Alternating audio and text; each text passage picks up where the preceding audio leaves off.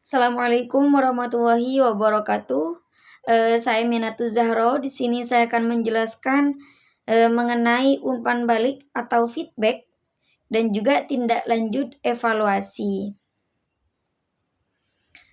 Pengertian umpan balik di sini menurut Widarsi pada tahun 2016 merupakan sebuah cara yang dilakukan oleh pendidik untuk membantu peserta didik dalam memahami suatu pembelajaran dengan cara menanggapi hasil suatu pembelajaran yang dilakukan sampai peserta didik mampu menguasai materi yang telah disampaikan. Hal ini dilakukan karena mengingat peserta didik merupakan individu yang memiliki kemampuan berbeda-beda dalam memahami pembelajaran. Sedangkan menurut Aprubo pada 2025 mengatakan di sini lebih menekankan kepada efektivitas latihan berkenaan dengan informasi dari pelatih terkait tingkat motor skill atau penampilan atletnya sebagai dasar dalam mengembangkan penampilan atlet. Sedangkan di sini menurut Dimyati dan Mudjono, feedback di sini adalah segala informasi yang diperoleh selama proses pembelajaran yang digunakan untuk menentukan tindakan perbaikan. Sedangkan menurut Suke Silverius pada tahun 1991 yang dimaksud feedback di sini adalah pemberian informasi yang diperoleh dari tes atau alat ukur lainnya kepada peserta didik untuk memperbaiki atau meningkatkan pencapaian hasil belajarnya. Jadi pengertian umpan balik di sini yakni saya simpulkan di sini merupakan pemberian informasi mengenai benar atau tidaknya jawaban siswa atas soal atau pertanyaan yang diberikan, disertai dengan informasi tambahan berupa penjelasan letak kesalahan atau pemberian motivasi baik verbal maupun tertulis. Jadi melalui umpan balik ini atau feedback ini, seorang siswa dapat mengetahui sejauh mana bahan yang telah diajarkan dapat dikuasainya. Dengan umpan balik seperti itu, mungkin siswa dapat mengoreksi kemampuan diri sendiri atau dengan kata lain sebagai sarana korektif terhadap kemajuan belajar siswa.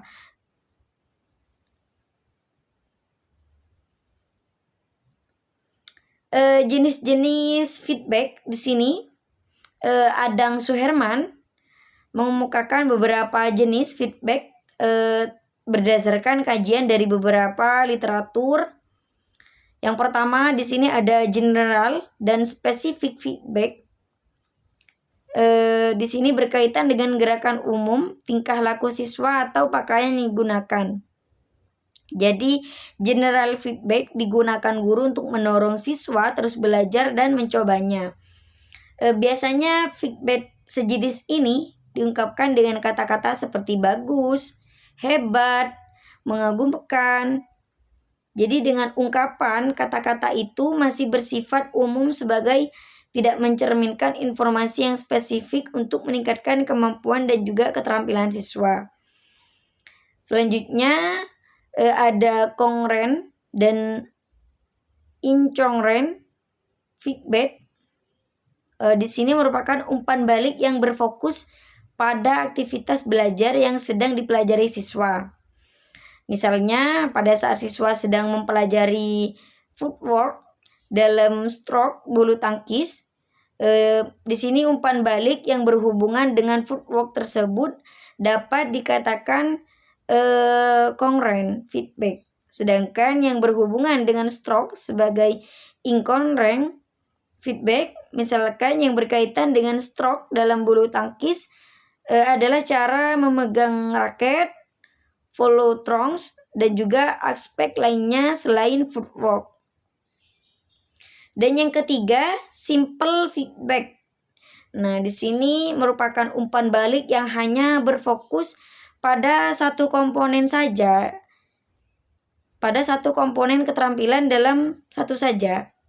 Jadi simple feedback ini biasanya berisi 1 atau 2 buah kata kunci atau keyword yang menggambarkan efektivitas penyempurnaan dan juga diulang-ulang sebagai umpan balik selama pembelajaran berlangsung.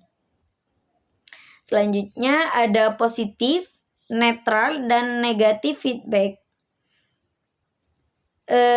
Di sini menurut Adang Suherman pada 1998, yaitu umpan balik positif, umpan balik netral, dan umpan balik negatif. Jadi ketiga jenis umpan balik ini paling sering dijumpai dalam kegiatan belajar mengajar pada matkul penjas, ya, pada materi penjas yang bersifat praktek di lapangan dan lebih mudah dilakukan oleh guru.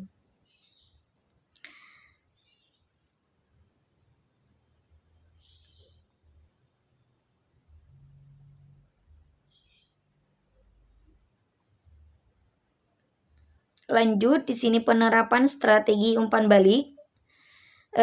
Dalam pelaksanaan umpan balik ini dapat dirumuskan 3 aplikasi, yakni yang pertama penilaian dari sudut pandang pendidik. Setelah 3 kali pelaksanaan teknis atau kuis, maka akan memberikan sebuah prediksi atau penilaian kepada pendidik mengenai presentase pemahaman peserta didik, apakah telah mencapai standar kelulusan atau masih belum. Dengan kata lain, hasil tes atau kuis akan menjadi evaluasi bagi pengajar atau pendidik. Karena hasil yang diperoleh dapat menunjukkan penguasaan dan pemahaman materi yang telah disampaikan pada pekan yang lalu. Hal ini sesuai dengan manfaat dari penerapan strategi umpan balik seperti diungkapkan oleh Suherman dalam Widarsih, yakni penerapan umpan balik dapat mendorong pendidik untuk menilai seberapa relevansi antara aspek-aspek pembelajaran dengan tingkat kemampuan siswa dalam menguasai bahan ajar dan juga materi seperti yang telah ditetapkan dalam tujuan pembelajaran. Yang kedua, penilaian dari sudut pandang peserta didik. Jadi adapun penilaian yang dimaksud adalah hasil tes kuis dapat menjadi sebuah ukuran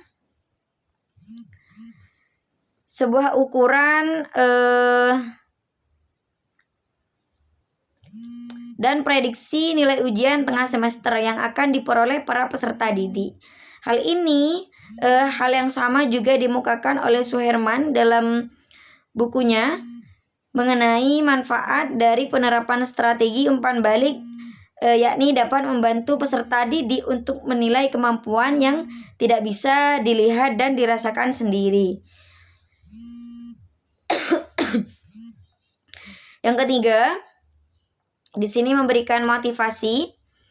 Jadi penguatan atau hukuman dan penghargaan menurut Harsono dan Aprubo dalam Widarsih.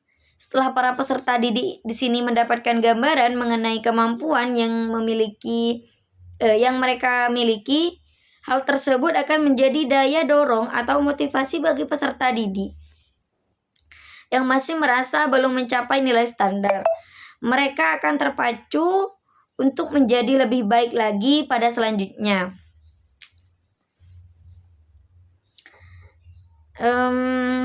Kemudian para peserta didik juga akan diberikan hukuman apabila nilai tes yang mereka dapat tidak mencapai standar. Untuk aturan pemberian hukuman ini bersifat opsional atau tergantung kepada pengajarannya masing-masing. Dengan adanya pemberian hukuman, maka secara otomatis juga akan memberikan penghargaan pelaksanaan. Pemberian penghargaan ini dapat berupa pemberian nilai bagi para peserta didik yang mencapai target kelulusan yang telah ditetapkan sebelum pelaksanaan tes. Jadi kesimpulannya di sini umpan balik atau feedback adalah informasi yang berkenaan dengan kemampuan siswa dan guru-guru guna lebih meningkatkan kemampuan yang dimiliki oleh keduanya, baik dalam konteks pembelajaran maupun dalam pelatihan olahraga. Dan informasi yang dimaksud adalah berkaitan dengan apa yang sudah dilakukan, bagaimana hasilnya, dan apa yang harus dilakukan untuk memperbaikinya. Umpan balik memiliki 3 fungsi, yaitu fungsi informasional, fungsi motivasional, dan juga fungsi komunikasional. Tujuan dari umpan balik yang jelas dan juga konstruktif siswa dapat mengetahui di mana letak kelemahan mereka dalam menguasai materi. Tujuan umpan balik juga untuk memotivasi siswa. Juga terdapat pembagian dari jenis-jenis umpan balik serta kelemahan dan juga kelebihan dari penggunaan metode umpan balik. Kesimpulan yang dapat dipetik ialah bahwa penerapan teknik umpan balik secara efektif dapat membantu meningkatkan motivasi belajar siswa dengan memberikan umpan balik yang jelas dan juga konstruktif. Dan tepat waktu, siswa dapat memahami kekuatan dan juga kelemahan mereka dalam belajar serta merasa dihargai dan didorong untuk terus meningkatkan prestasi mereka. Mungkin hanya itu yang bisa saya sampaikan. Semoga bermanfaat. Wassalamualaikum warahmatullahi wabarakatuh.